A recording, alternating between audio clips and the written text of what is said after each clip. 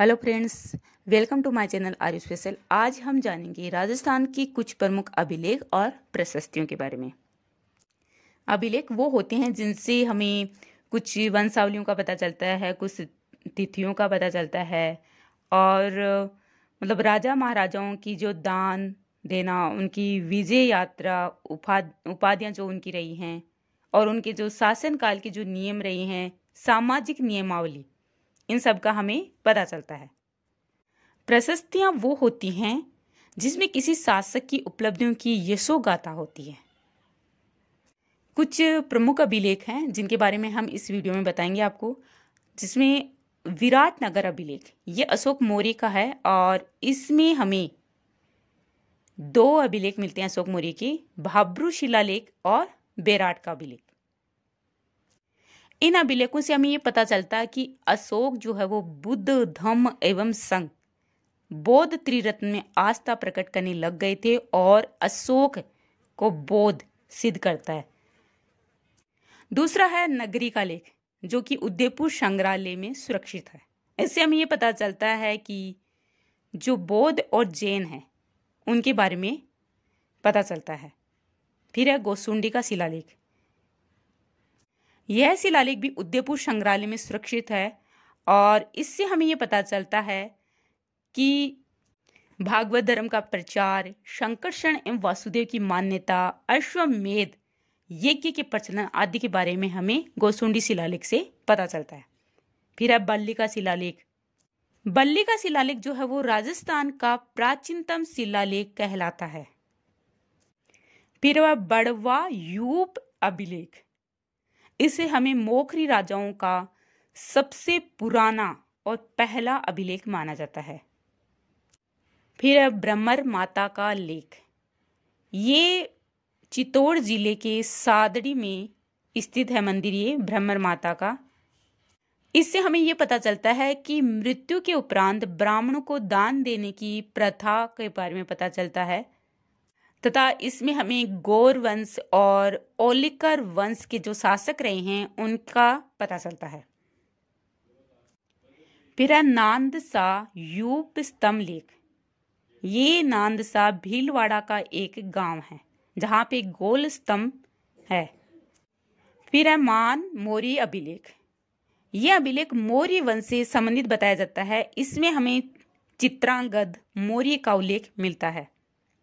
चित्रांगद मौर्य ने चित्तौड़गढ़ का निर्माण करवाया था। ये लेख ऐतिहासिक दृष्टि से बड़ा ही उपयोगी माना जाता है। इस लेख में हमें अमृत मंथन की कथा और उसके संबंध में कर का उल्लेख मिलता है। ऐसा बताया जाता है कि जब कर्नल टोड इसे इंग्लैंड लेके जा रहे थे तो असंतुलन के कारण समुद्र में इसको फेंकना पड़ा था। फिर आता है अपराजित का शिलालेख, जो 661 ईस्वी का माना जाता है। इस लेख का रचयिता दामोदर था और इसमें हमें गुहिल वंश के तेजस्वी राजा अपराजित, उनके बारे में पता चलता है। अपराजित राजा ने कैसे सब दुष्टों को नष्ट किया था और अनेक राजा उनके सामने सिर झुकाए थे, तो इस बात का हमें पता चलता है अपराजित का शिलालेख।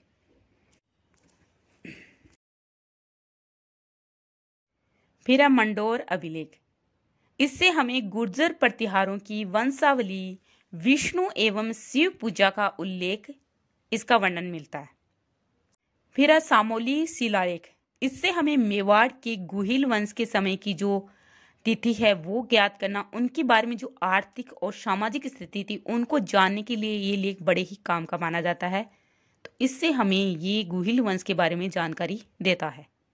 फिर है गठियाला शिलालेख। इससे भी हमें जो है वो गुहिल वंश के बारे में जानकारी मिलती है और कैसे नागभट्ट ने मेड़ता को अपनी राजधानी बनाया, इन सब बातों का पता चलता है। फिर आती है मिहिर बोज की ग्वालियर प्रशस्ति, जिनका समय काल 880 ईस्वी बताया जाता है। ये जो प्रशस्ति है ये सर्वाधिक उल्लेखनीय मिहिर बोज की मानी जाती है और इसमें हमें प्रतिहार वंश के शासकों की राजनीतिक उपलब्धियां, उनकी वंशावली ज्ञात करने के लिए मुख्य साधन माना जाता है। इसमें हमें प्रतिहार वंश के राजाओं के साथ उनकी उपलब्धियों का भी पता चलता है।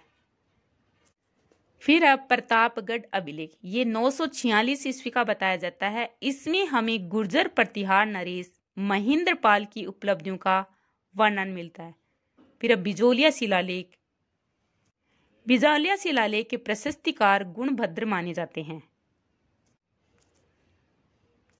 इस अभिलेख में हमें शाकंभरी और अजमेर के चौहानों के बारे में वर्णन मिलता है, कैसे चौहान वंश की नींव रखी थी वासुदेव ने और चौहान राज्य की स्थापना की थी, सांबर झील का निर्माण करवाया था। इन सब की जानकारी हमें इनसे मिलती है। और जो प्राचीन स्थल रहे हैं उनके नाम भी हमें बिजोलिया शिलालेख में मिलते हैं। फिर अचलेश्वर प्रशस्ति, इसमें हमें अग्निकुंड से पुरुष के उत्पन्न होने का उल्लेख मिलता है। फिर नेमिनाथ के मंदिर की प्रशस्ति जो 1230 ईस्वी की मानी जाती है। इसमें हमें आबू, मारवाड़, सिंध, मालवा, गुजरात इन भागों पर शासन करने वाले परमार और वस्तुपाल, तेजपाल के वंशों का वर्णन मिलता है। फिर चीरवा अभिलेख, इससे हमें मेवाड़ के गुहिल वंशी राजाओं के बारे में पता चलता है तथा उस काल की जो भी धार्मिक और सामाजिक जो प्रथा रही हैं, जैसे कि सती प्रथा के प्रचलन आदि के बारे में हमें जानकारी मिलती है। फिर सचिया माता अभिलेख, सचिया माता मंदिर में उत्कीर्ण एक लेख से हमें मारवाड़ की राजनीतिक स्थिति के बारे में पता चलता है। फिर श्रृंगी ऋषि का शिलालेख, ये एकलिंग जी के निकट श्रृंगी ऋषि नामक स्थान से खंडित दशा में प्राप्त हुआ है। ये लेख मोक्कल के समय का माना जाता है, जिसने अपने धार्मिक गुरु की आज्ञा से अपनी पत्नी गोरंबा की मुक्ति के लिए श्रृंगी ऋषि के पवित्र स्थान पर एक कुंड को बनवाया और उसकी प्रतिष्ठा की। इस लेख में हमें लक्ष्मण सिंह और छत्र सिंह इनका वर्णन मिलता है। लाखा के बारे में जानकारी मिलती है। इसमें हमें लाखा के पुत्र मोक्कल के संबंध में भी उल्लेख मिलता है। ये सब मेवाड़ से जानकारी प्राप्त होती है। फिर रणकपुर प्रशस्ति का लेख, इस लेख में हमें बापा से लेकर कुंभा तक के मेवाड़ नरेशों का उल्लेख मिलता है। इसमें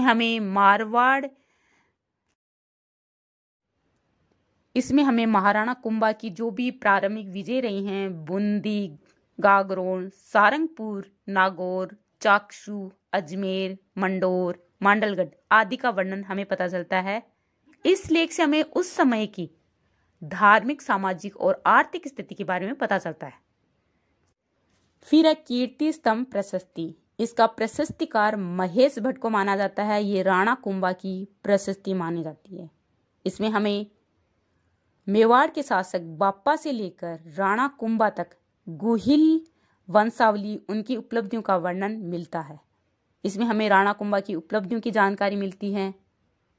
इसमें हमें यह भी पता चलता है कि कुंभा को जो है वो अनेक उपाधियों से पुकारा जाता था, जैसे कि उनकी उपाधियां हैं महाराजाधिराज, अभिनव भट्टाचार्य, हिंदू सुल्तान, राय रायन, राणो राशो, छाप गुरु, दान गुरु, राजगुरु और शैल गुरु आदि उपाधियों से कुंभा को पुकारा जाता था। इसमें हमें महान शासक राणा कुंभा की विजयों का पता चलता है। चित्तौड़ में विजय स्तंभ का निर्माण करवाने, अनेक मंदिरों के निर्माण का उल्लेख हमें इससे पता चलता है।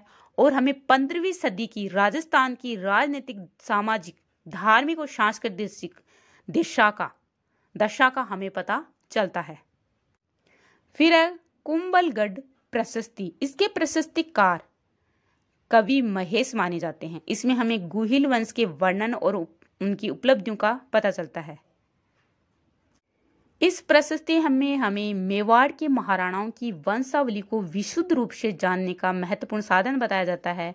और उस समय जो कि दासता, वर्ण आश्रम व्यवस्था, तपस्या, शिक्षा, यज्ञ आदि का वर्णन हमें कुंभलगढ़ प्रशस्ति से पता चलता है। फिर राय सिंह प्रशस्ति, इसके प्रशस्तिकार क्षेम रत्न का शिष्य जैन मुनि जेता माने जाते हैं। इसमें हमें राव बिक्का से लेकर राव राय सिंह तक के बीकानेर के शासकों की उपलब्धियों का वर्णन मिलता है। इसमें हमें यह पता चलता है कि राय सिंह की विजयों एवं साहित्य प्रेम, इन सब का हमें पता चलता है। इसमें हमें बिक्का से राय सिंह तक के बीकानेर के शासकों की उपलब्धियों का परिचय मिलता है। किस हिसाब से राज सिंह के कार्य रहे हैं, उनकी क्या उपलब्धियां रहे हैं, इन सब की जानकारी हमें मिलती है।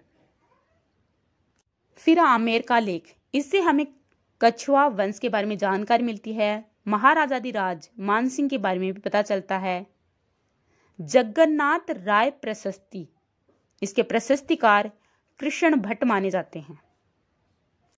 इससे हमें प्रताप के समय लड़े गए हल्दीघाटी के युद्ध का वर्णन पता चलता है। इसमें हमें राणा जगत सिंह के बारे में पता चलता है। जगन्नाथ राय प्रशस्ति में हमें बप्पा रावल से लेकर जगत सिंह सिसोदिया तथा गुहिलों तक का वर्णन मिलता है। फिर है राज सिंह प्रशस्ति, इसके प्रशस्तिकार रणछोड़ भट्ट तेलंग जो ब्राह्मण थे वे माने जाते हैं। राज सिंह प्रशस्ति को 1676 में महाराणा राज सिंह सिसोदिया के समय स्थापित करवाया गया था। यह राजसमंद झील की 9 चौकी की पाल पर 25 श्याम शिलाओं पर उत्कीर्ण विश्व की सबसे बड़ी प्रशस्ति मानी जाती है। इसमें महाराणा अमर सिंह द्वारा की गई मुगल मेवाड़ संधि का वर्णन मिलता है। इसमें हमें बप्पा रावल से लेकर राणा जगत सिंह द्वितीय तक गुहिलों की वंशावली और उपलब्धियों का वर्णन मिलता है। इसमें हमें औरंगजेब के साथ में युद्ध और संधि तथा अन्य राजाओं से राज सिंह के संबंध आदि का हमें इसमें पता चलता है। तो ये थी कुछ शिलालेख और प्रशस्तियों की जानकारी। अगर आपको ये हमारी जानकारी अच्छी लगी है तो इस वीडियो को लाइक करें, कमेंट करें और शेयर करें, और हमारे चैनल को सब्सक्राइब जरूर करें ताकि आपको नेक्स्ट जानकारी मिल सके। Thank you.